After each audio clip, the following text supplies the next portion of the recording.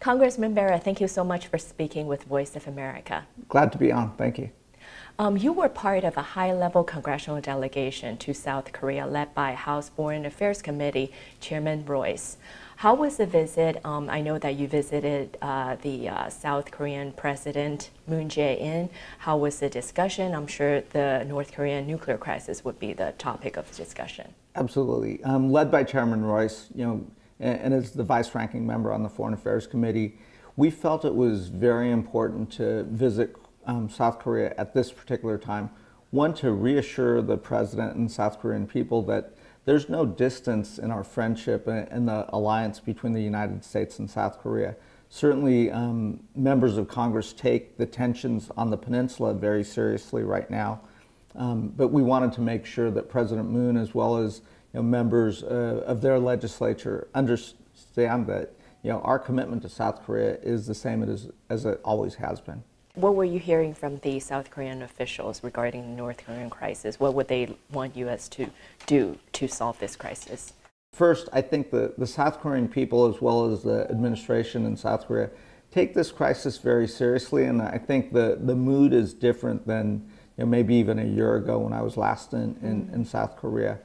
Two, they recognize they're on the front line. They want to make sure that, as in previous administrations, that the South Koreans are part of the conversation as we're developing strategy and thinking about how to move forward. Three, they also, and this is a message that President Trump has delivered to North Korea, an attack on South Korea, an attack on Japan, threats to our U.S. territories or to the U.S. homeland are going to be taken very seriously, and we consider attack on South Korea as an attack on the United States. What is your thought on military options against North Korea, and do you think a red line needs to be drawn?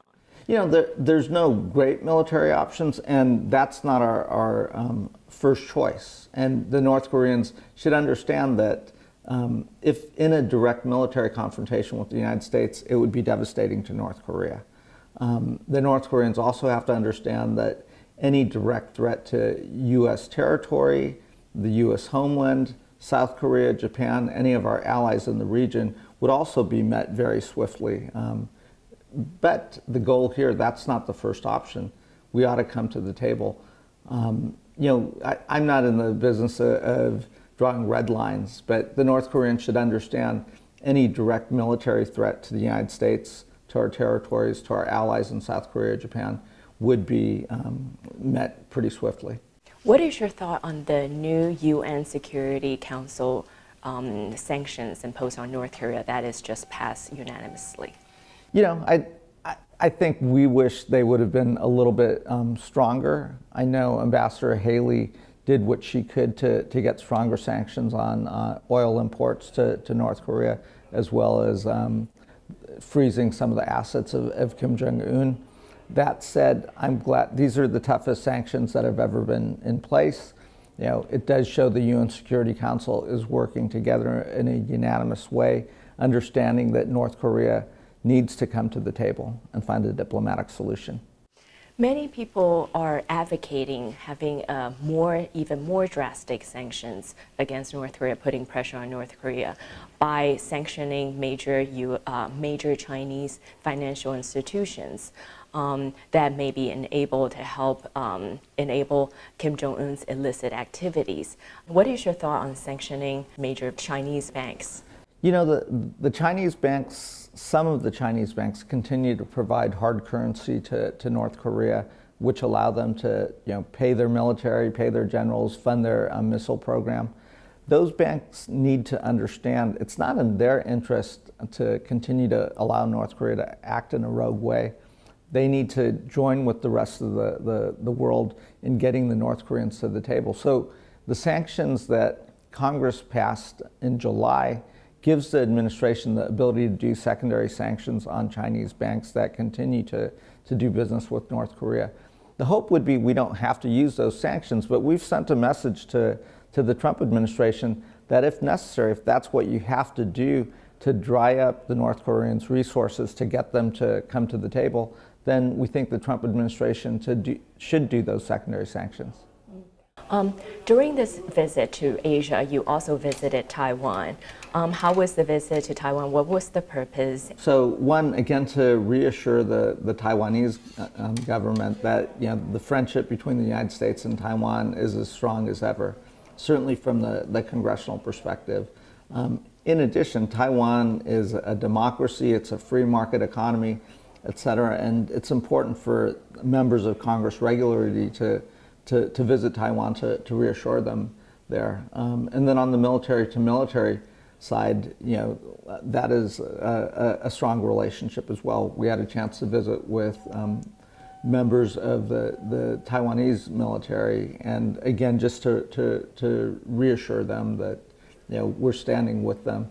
On the trading relationship, a lot of California agricultural products are exported to Taiwan as well, so they're a major trading partner with us. At the end of the day, the broader question, both as we visited South Korea and Taiwan, is a message to China as well. The 21st century could be prosperous for everyone, right? This doesn't have to be a competition between the United States and China. In fact, a cooperative relationship working between two world powers to create stability, to open up more global commerce, to collaborate and create peace in the world.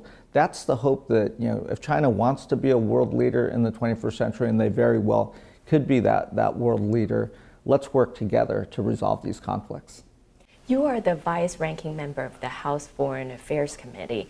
What is your hope for U.S.-China-Taiwan relations going forward? The hope is to talk, right, to find common ground. The Chinese are now an economic power. Taiwan has a modern economy. The United States obviously is the world's leading economy. Let's work together. We have much more to gain by working together than to work competitively. Lastly, what is your message to our VOA audience in China and worldwide audience? The message to the VOA audience in China and across the world is we're still only in the beginning phases of the 21st century. The 20th century was a century full of conflict and two major world wars. The message to China and the viewers around the world is let's create a cooperative 21st century. As world powers, we have the ability to create a different 21st century where we're working together, where we're trading together, where we're addressing global issues like poverty, issues of global health. Let's do this in a collaborative way, but in order to do that, we can't always look at each other as adversaries. We have to look at each other as we may have differences, but let's sit together, let's talk, and let's address these issues. Thank you so much, Congressman Bera, for your time. You're welcome. Thank you.